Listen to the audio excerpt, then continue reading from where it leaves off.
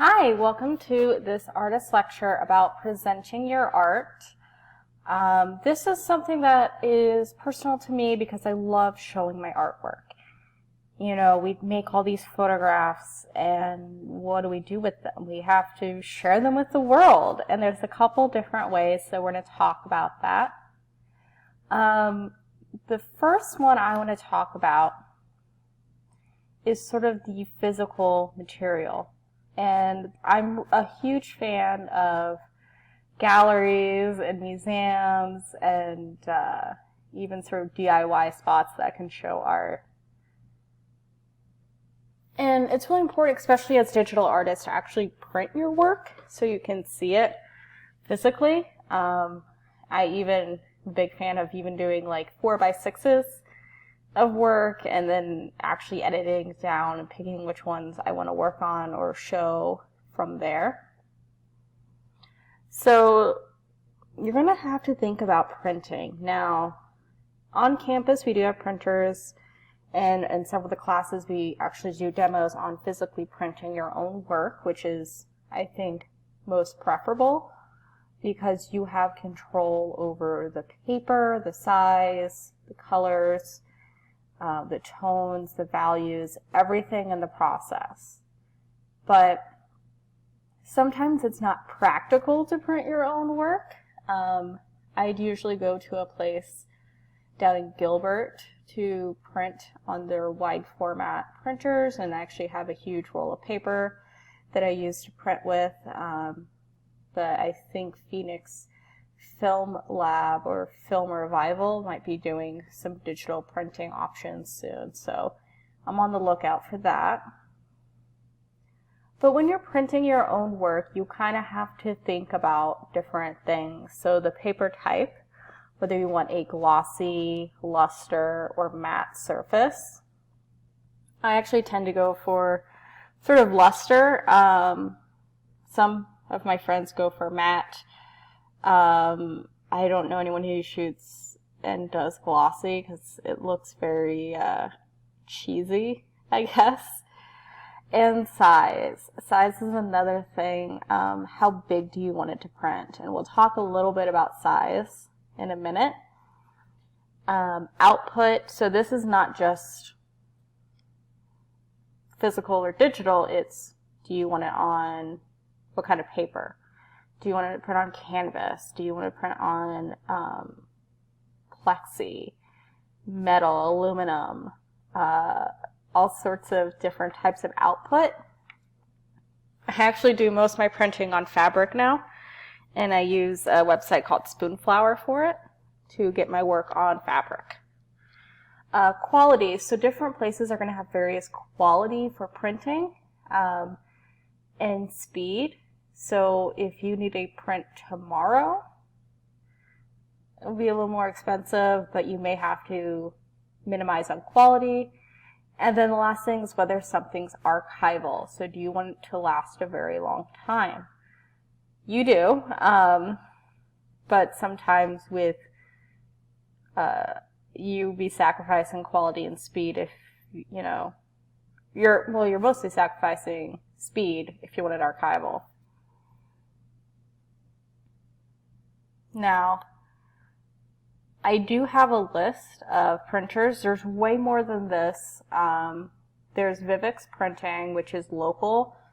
They're not too far away from the airport, and I actually use them quite a bit.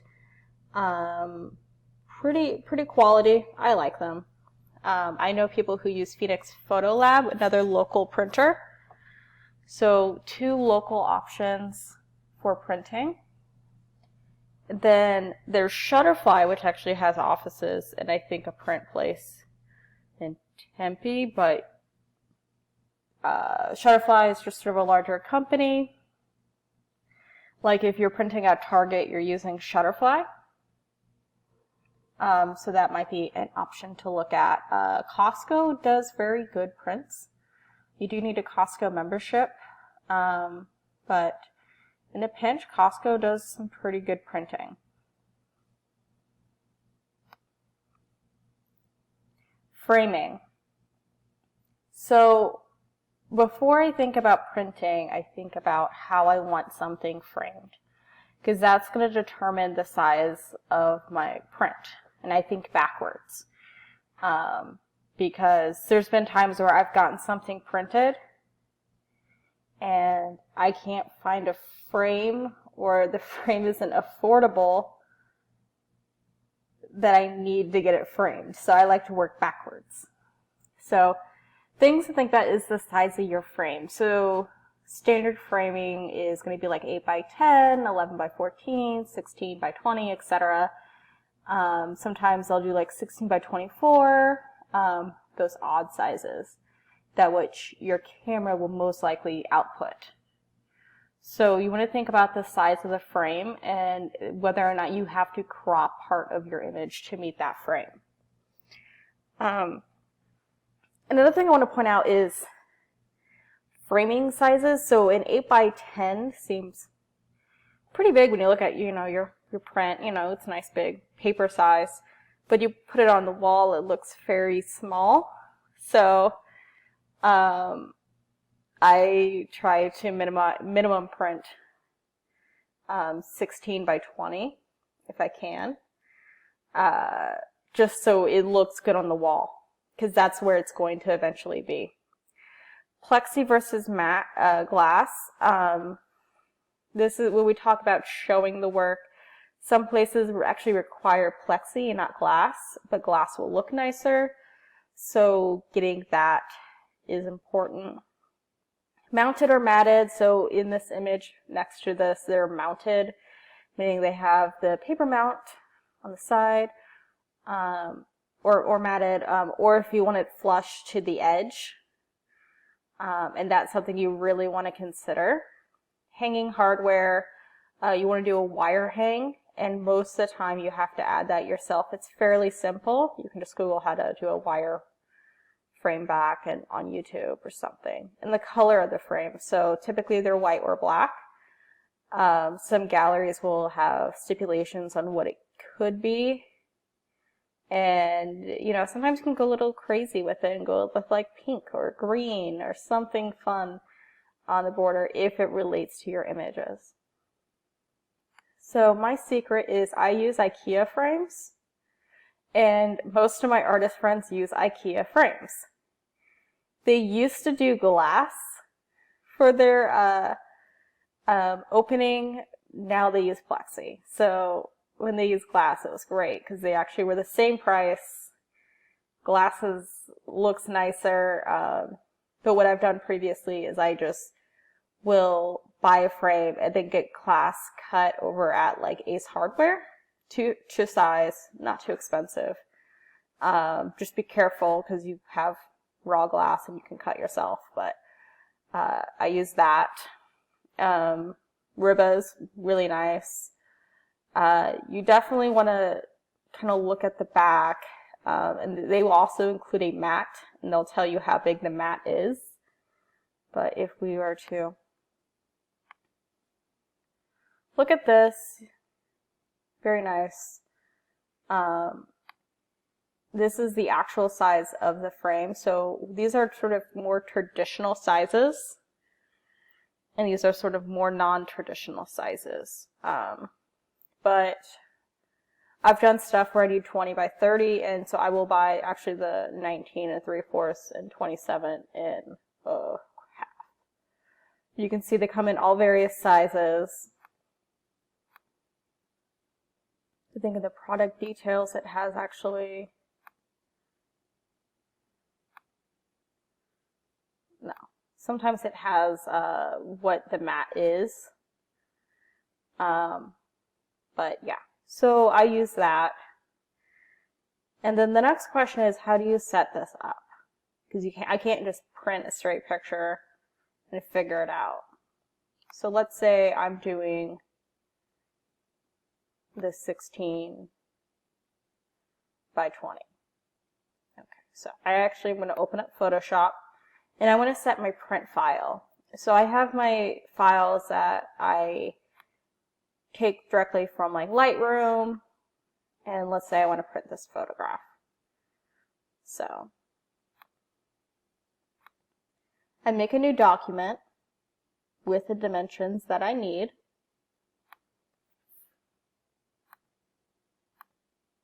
So the width will be 20, the height will be 16, and the resolution will be print resolution 300. This is why I make you guys do everything in 300. All right. So this image, resolution 300, it's about, I'm just pulling up my calculator really quick. 5616 divided by 300. This is going to be about 18 by like 12. So what I do is I just click and drag it in.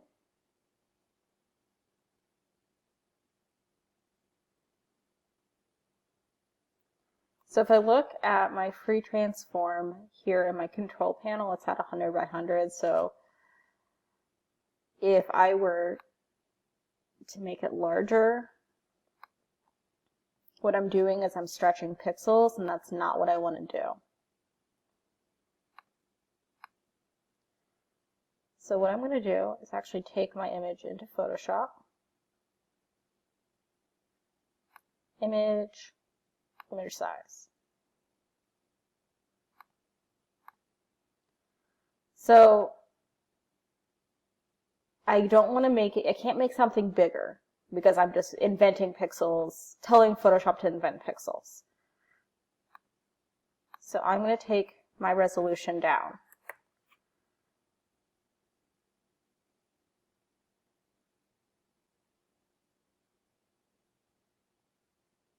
Now I unchecked resample, and I changed my resolution, so the height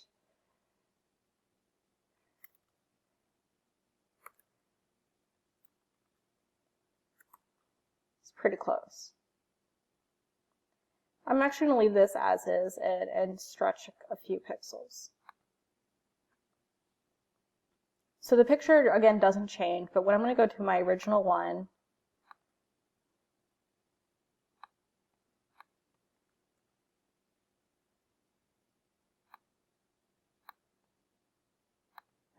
I go to canvas size first.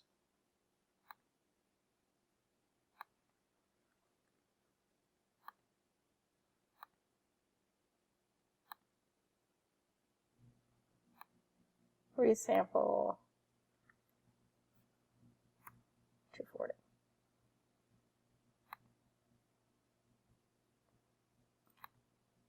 So I'm just going to Command A, Command C, Command V. So my height isn't quite there, but if you notice, I have lost crop on my left and right because of my native resolution. So if I want to keep the resolution, the width times height of my original image, I need to find something that's probably 16 by 24. It's going to be harder to find. So I have to recognize that I'm losing part of my image. Command T, and I'm just going to stretch it a little bit. And here's my image. Excuse me, frog in my throat. And I would save this as my print file. Because I've adjusted the crop, I may have to go back and think about how that actually changes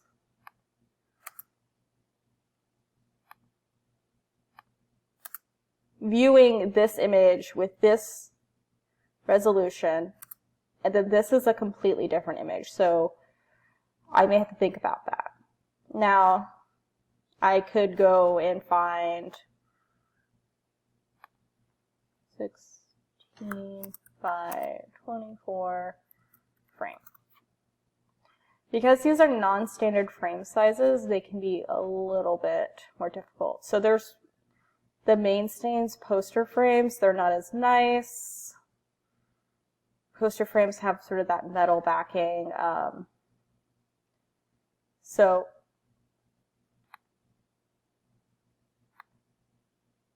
yeah, poster frame. So this is where I could buy this $42 frame, which could be pretty pricey. or recognize that I have to lose part of my images. You know, it's definitely a push and pull. So thinking about your crop and even adjusting your crop in the software. So doing a 2:4, which would be, hold on, let me math.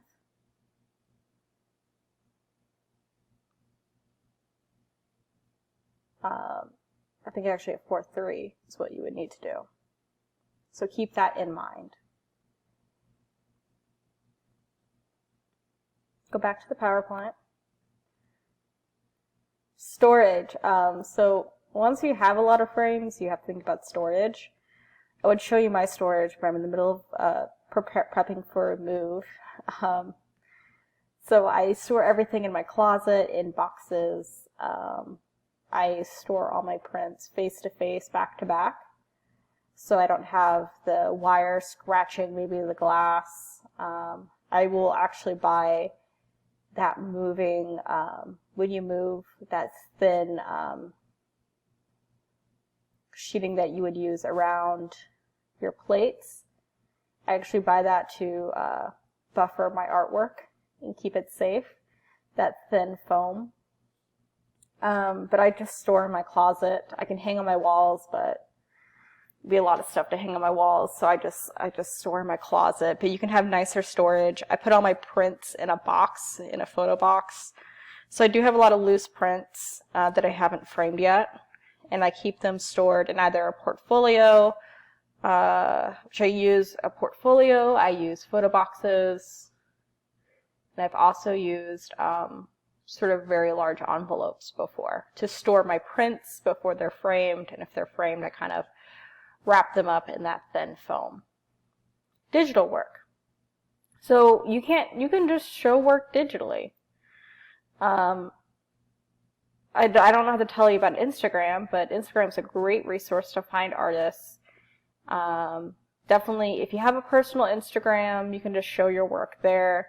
You can have an art Instagram and do that there. Personally, if someone has an art Instagram and a personal Instagram, I'm just going to follow their personal Instagram. This is sort of my view on it, so just make your personal Instagram more art related. You can do your process, you can do behind the scenes, you can do your prints, but you can do a lot of good things, and Instagram is a great resource. Make sure you're using all the good tags, you know, hashtag art, hashtag Phoenix art, hashtag PHX art, all that good stuff. And then having a website is really important.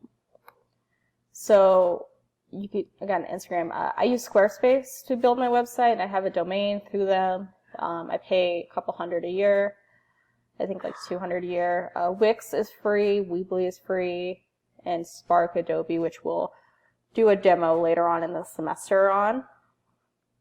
But definitely think about showing your work digitally through social media, just to get people to more eyeballs on your artwork. And another thing I want to talk about is actually submitting calls for shows. So I do have a few links. Call for entry, you can just view calls. I found several good shows through this, and very fun. So I have one here, and what I want to talk about is your web file. So we talked previously about your print files, setting your files up for print, but now we need to set our files up for digital. So here's a photo show, but I'm going to scroll down to their requirements. So image requirements. These is what we need to submit. So we need to submit digital JPEGs, minimum of 1200 pixels on the longest side. Remove watermarks on the image. Okay. So what I do is we can just take this image, and we've already talked about resizing. You can go to image, image size, take this drop to pixels. So on the longest side, they ask for a minimum or a maximum. I just keep, most places will ask for a minimum or a maximum of 1200. So I just adjust it there and click OK. And sometimes I'll actually adjust my resolution.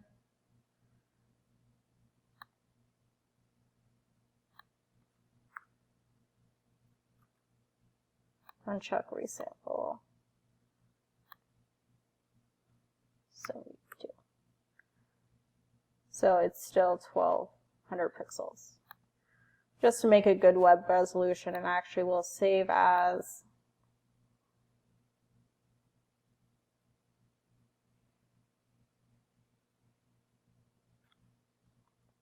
maybe I'll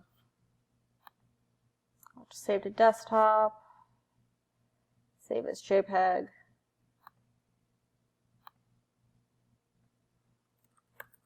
I always put last name underscore girl, whatever the name of the title is.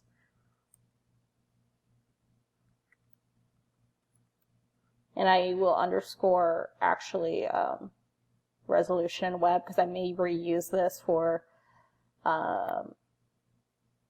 say my personal website or other calls for entries. I just have a folder onto my hard drive with a bunch of just whatever the resolution is required, and I'll just use those images for multiple calls of entry. So to recap, we talked about different ways to present your artwork. Physically printing, we have some good options here, and there's more than this, and if you have a printer you like, definitely let me know. I can add it to the list. We talked a little bit about framing. Target or IKEA or even Goodwill have good frames, so no need to spend a lot of money getting things framed for you. You may have to put a wire back on it. I spent about $200 getting something framed that was 40 by 40 inches, so it could be very pricey, but I do like my personal framer. Different ways to set up, so we think backwards. We think about the actual physical frame into thinking about your digital work. And then submitting your art, so how to submit to different calls, and then presenting your artwork on the web. Consider making a website, or definitely infiltrating your art in your Instagram more often. And there's actually apps to help you get Instagram, or programs to help you get Instagram scheduled from your desktop, so you don't have to load everything to your phone. Well, I hope you guys think a little bit about taking your artwork outside of the classroom and outside of digital files. And if you submit to any shows or if you make a website, definitely let me know. I'd love to see it.